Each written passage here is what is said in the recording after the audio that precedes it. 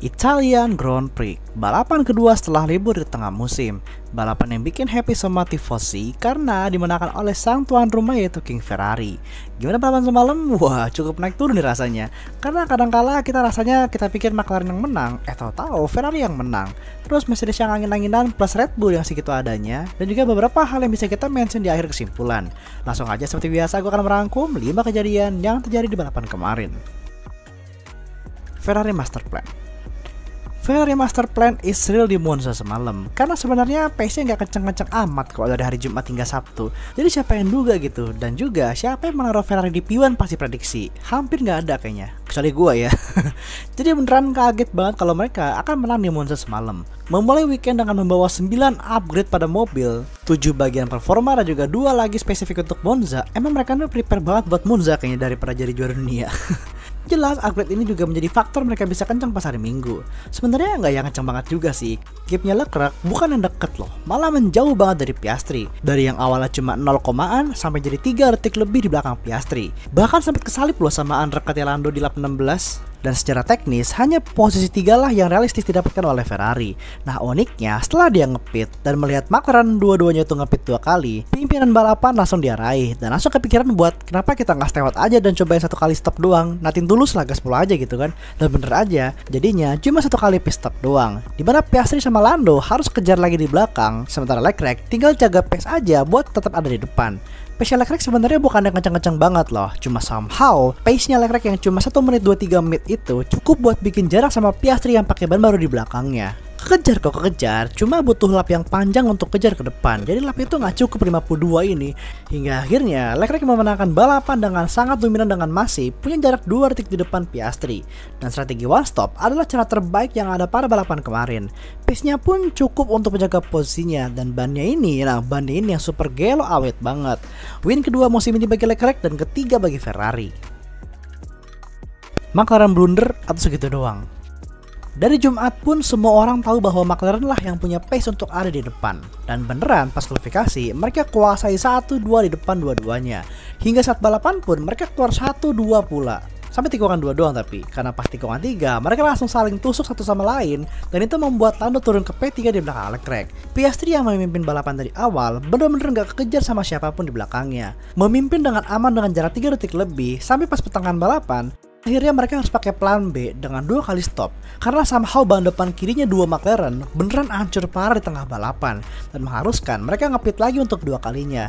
Dan mereka pikir ya yang lain pasti lakuin hal yang sama gitu, termasuk Ferrari. Nah tapi ternyata Ferrari mencoba sesuatu hal yang beda, yaitu 1 stop doang. Piastri aja sampai kaget loh. Dia nggak kaget Leclerc menang, dia tuh kagetnya Leclerc tuh selamat bannya gitu sampai finish. Karena dia bilang Leclerc itu sejatinya cuma P3. Tapi karena dengan keberanian dan juga strategi yang bagus, dia bisa nyalip McLaren dengan 1 stop doang. Gua jujur bingung ya. Mereka ini berkesempatan menang muda loh 1-2. Di mobil Lando jelas lah karena emang itu grindingnya parah banget di depan kirinya di tengah balapan. Jadi mau nggak mau harus ngepit lagi. Tapi mobil Oscar sih yang gue masih agak ragu sih. Karena kelihatan nggak terlalu signifikan lah penurunan pace-nya Oscar sebelum ngepit itu. Tapi ya semua sudah terjadi. P2 sama P3 pun bukan hasil yang buruk, tapi harusnya bisa lebih baik daripada ini. Red Bull nggak berdaya sama sekali. Udah mah nggak bisa belok, disuruh ngebut pula di lurusan, makin keong aja nih RB20. Bener-bener weekend yang dimana Verstappen ataupun Perez sama sekali nggak ada pace bener-bener di track ini.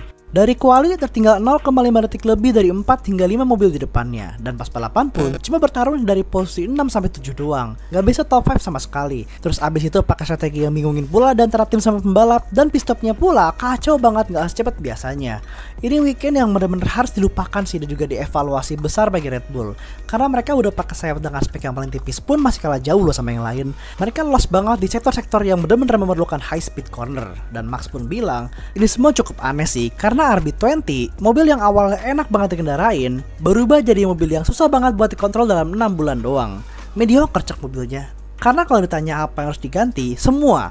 Semua menurut gua. Karena menurut gua, pondasi RB20 itu sudah terlalu diacak-acak oleh upgrade sana sini yang gak bekerja sama sekali.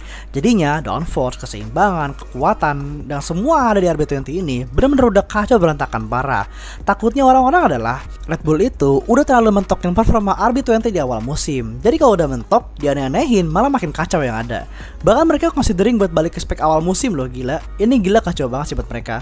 Nah, poin mereka baik di pembalap maupun Constructors Championship terus dikejar sama McLaren di belakangnya yang makin kuat setiap balapan. Mercedes angin-anginan. Mercedes tuh sedikit kesusahan banget dengan track yang track lurus semua. Tapi pas Jumat Sabtu, mereka tuh sedikit ngasih harapan gitu. Kayak menjadi frontrunner lah, atau kayak orang yang siap banget buat battle di depan sama McLaren sama Ferrari. Karena qualinya aja di depan Ferrari gitu kan, si Russell ketiga ini kan. Apalagi pas balapan, pas balapan ternyata hasilnya lengkap parah dan juga setiap areanya bener-bener kacau banget. Pace-nya pas-pasan, bannya gak awet-awet banget, dan cuma bisa pertahanin posisi terbaik di belakang 4 mobil di depannya, yaitu posisi kelima.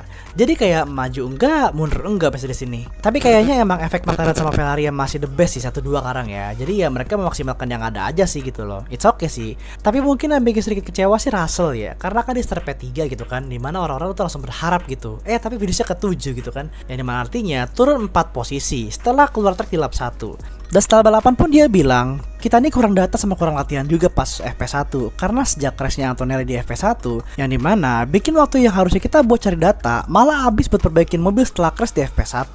Dan malah di FP2, yang harusnya bikin waktu simulasi buat kualifikasi, malah kita fokus buat cari setup doang. Dan 2 minggu lagi ke Baku, mungkin mereka bisa lebih baik di sana. Kesimpulan dan race ban. Meskipun finish ke-10 dan mendulang poin bagus buat Haas, penalti tetaplah penalti. Dan Magnussen terkena race ban karena telah menyentuh 12 penalti poin di license-nya. Karena setelah insiden yang mengakibatkan 10 detik penalti sama Gasly itu, bikin nambah penalti poin dia. Yang artinya di Baku nanti, kalau Magnussen beneran ke ban, Haas harus cari pembalap pengganti kayak misalnya Berman gitu kan buat balapan. Tapi ya, semuanya masih banyak kemungkinan lah. Entah Berman balapan atau Magnussen masih bisa aju banding. Overall, kesimpulan balapan semalam itu bener-bener, wah mungkin nilainya 9 kali ya. Seru, emosional, semuanya itu dapat lah. Bahagia, sedih, terharu, emosinya dapat. Tapi ya, passion semuanya ada. This is Formula One. Dan yap, itulah rangkuman balapan dari apa aja yang terjadi di balapan kemarin episode 16. See you at Azerbaijan 2 minggu lagi. Thank you for watching. Jangan lupa subscribe.